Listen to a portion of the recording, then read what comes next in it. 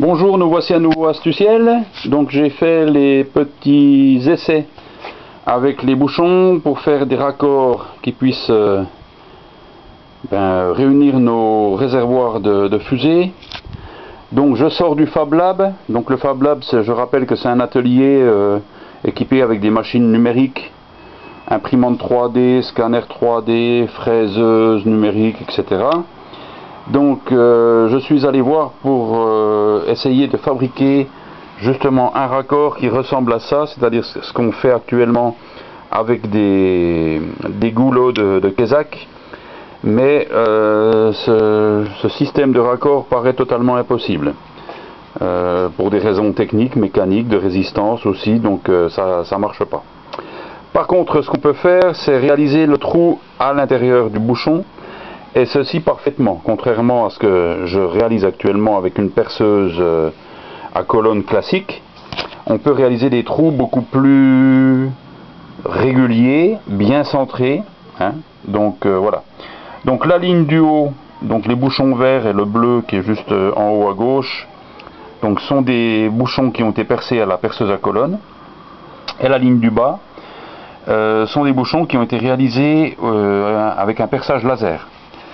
Donc le laser permet de faire des trous beaucoup plus réguliers, mais aussi un autre gros avantage par rapport à ce qu'on fabrique nous, c'est-à-dire qu'il va souder en même temps le bouchon par l'intérieur, c'est-à-dire au niveau du perçage on aura une soudure supplémentaire, ce qui normalement devrait nous apporter aussi une résistance supplémentaire au niveau de la pression. Voilà. Donc si on regarde un trou qui a été percé, on s'aperçoit, là c'est difficile peut-être à voir sur la vidéo, mais on s'aperçoit qu'on a aussi un joint, une sorte de joint qui a été créé à l'intérieur du perçage, quoi. Et le trou est beaucoup plus régulier. Alors les petites chutes qu'on voit là, c'est ce qui ressort une fois que le bouchon a été percé. Il faut savoir tout de même que le perçage d'un bouchon nécessite 3 passes au niveau du laser. Bon, ça prend une petite minute, hein, c'est très rapide quand même, mais voilà, il faut quand même 3 passes pour pouvoir percer le trou.